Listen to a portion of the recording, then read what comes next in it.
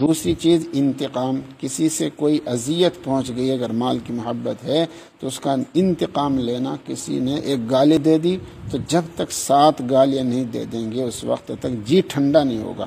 کسی نے ایک چیپت مار دیا تو اس کے بدلے میں کئی چیپت ماریں گے تو جا کر سکون ہوگا۔ کسی نے تھوڑا سا نقصان پہنچایا تو جب تک اس کو پیٹ بھر کر نقصان نہ پہنچائیں گے سکون سے نہ بیٹھیں گے۔ یہ انتقام کا جذبہ جو ہے یہ بڑے فتنے کی جڑ ہے۔ اس کو فرمایا وما زاد اللہ عبدا لعفو الا عزا، اللہ تعالیٰ معافی کے ذریعے سے عزت بڑھاتے ہیں۔ کوئی شخص اگر کسی کے قصور کو اسی دنیا میں معاف کر دیتا ہے تو یہ نہ سمجھے کہ لوگ یہ کہیں گے کہ بدلہ نہ لے سکتا تھا اس لیے معاف کر دیا، بڑا بودا بڑا ہجڑا آدمی ہے، یہ نہ سمجھے، بلکہ معاف کرنے سے عزت بڑھتی ہے۔ یوں نہ سمجھے اگر میں نے معاف کر دیا تو میری عزت گھٹ جائے گی، حتیٰ کہ جس کو معاف کیا ہے اس کے دل میں بھی عزت بڑھتی ہے۔ حضرت نبی کریم صلی اللہ علیہ وسلم کی زبان سے فرمائی ہوئی حدیث کی تشریح حضور اقدس صلی اللہ علیہ وسلم کی پاکیزہ زندگی میں تلاش کرنے کی ضرورت ہے۔ تلاش کیجئے، ہر چیز کی تشریح ملے گی۔ احادیث میں آتا ہے کہ ایک دفعہ حضور اقدس صلی اللہ علیہ وسلم اور حضرات صحابہ کرام رضی اللہ تعالیٰ عنہ کی ایک جماعت سفر میں تھی۔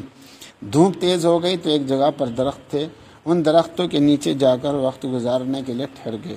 جو ذرا اچھے سایہ کا درخت تھا وہ حضور اقدس صلی اللہ علیہ وسلم کے لیے چھوڑ دیا، بقیہ درختوں کے سایہ میں یہ حضرات خود چلے گئے۔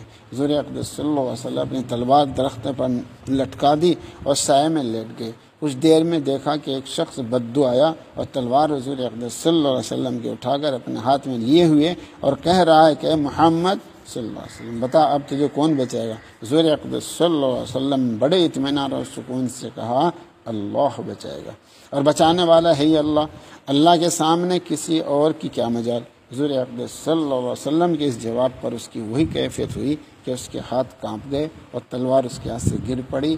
مارتا تو کیا تلوار سے سنبھال بھی نہ سکا، مار بھی نہیں سکا، تلوار ہاتھ سے گر گئی۔ حضور اقدس صلی اللہ علیہ وسلم تلوار اٹھا لی اور فرمایا اے اللہ کے دشمن تو بتا تجھے کون بچائے گا؟ اس نے کہا کہ افسوس میرا ساتھی کوئی یہاں نہیں، مجھے بچانے والا کوئی نہیں۔ اتنے میں صحابہ کرام رضی اللہ تعالیٰ کو اطلاع ہو گئی، وہ آگے کیا کرنا چاہیے؟ کسی نے مشورہ دیا اس کو قتل کر دیا جائے۔ حضور اقدس صلی اللہ علیہ وسلم نے فرمایا کہ نہیں قتل نہیں کرنا چاہیے، کیوں قتل کرو؟ اس نے قتل تھوڑا ہی کیا ہے، چھوڑ دیا، معاف کر دیا۔ باوجود قدرت کے تلوار ہاتھ میں ہوتے ہوئے بھی اور ایسا شخص جو کہ قتل کرنے کا ارادہ کر چکا تھا اس کو قتل نہیں کیا۔ حضور اقدس صلی اللہ علیہ وسلم نے معاف فرما دیا، وہ شخص شرمندہ ہوا، اسلام قبول کر لیا۔ ثمامہ بن عثال رضی اللہ تعالیٰ کہیں جا رہے تھے، اس وقت تک ایمان نہیں لائے تھے، گرفتار ہو گئے۔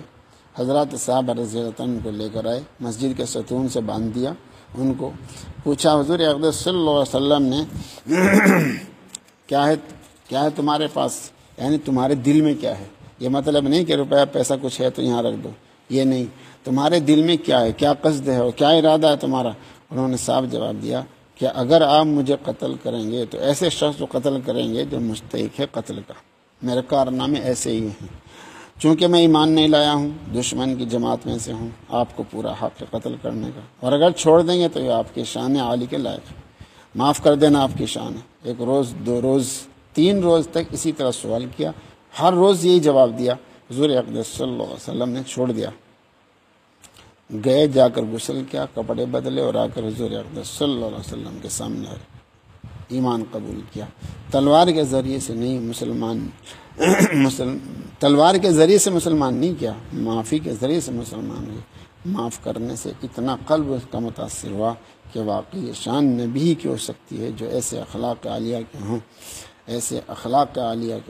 اور پھر یہ ہوا کہ ان کی بستی سے مکہ مکرمہ والوں کے یہاں غلہ جایا کرتا تھا، اسلام قبول کرنے کے بعد کہلا بھیجا کہ اب ایک دانہ غلے کا نہیں بھیجا جائے گا جب تک حضور اقدس صلی اللہ علیہ وسلم کی اجازت نہ ہوگی۔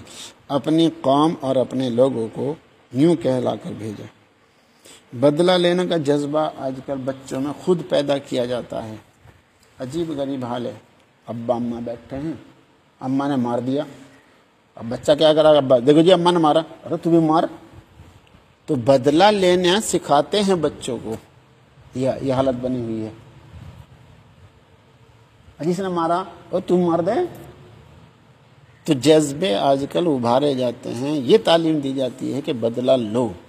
چھوٹے چھوٹے بچوں کو یہ یہ تعلیم دی جاتی ہے، اس کو نہیں بتایا جاتا، اس لیے اس کے دل میں قدر نہیں ہے، نہ ابا کی قدر ہے نہ ماں کی قدر ہے، کسی کی قدر نہیں ہے، کیونکہ وہ سکھائی نہیں قدر اس کو تو بے قدری سکھائی ہے۔ یعنی معاف کرنا بچوں کو سکھاتے ہی نہیں شروع سے، معاف کرنا کیا چیز ہے، معاف کرنے سے کیا ہوگا، یہ شروع سے بچے کو تعلیم نہیں دی جاتی ہے، بلکہ بدلہ لینے کا، انتقام لینے کا اس کو سلیقہ سکھایا جا رہا ہے۔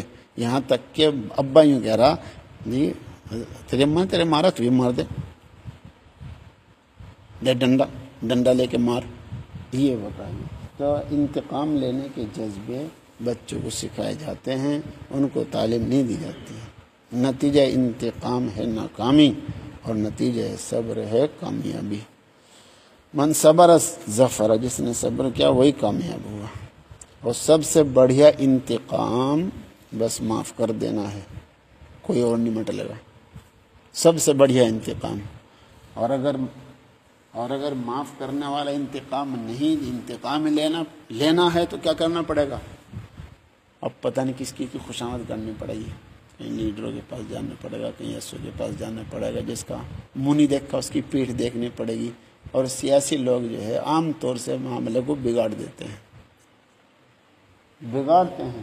معاف کرنے میں کسی خوشامد نہیں کرنی ہے، معاف کرو، گھر بیٹھ جاؤ، کوئی نہ کوئی بدلہ تیرا لے لے گا، کوئی اور نہیں مٹ لے گا۔ بڑھیا، سب سے بڑھیا انتقام یہ ہے، سب سے بڑھیا بدلہ یہ ہے کہ معاف کر دو، اس سے تو کوئی اور نہیں مٹے گا۔ اور اگر تم بدلہ لو گے تو پھر بہت ساری تدبیریں کرنی پڑے گی، پتہ نہیں کس کی خوشامد کرنی پڑے گی۔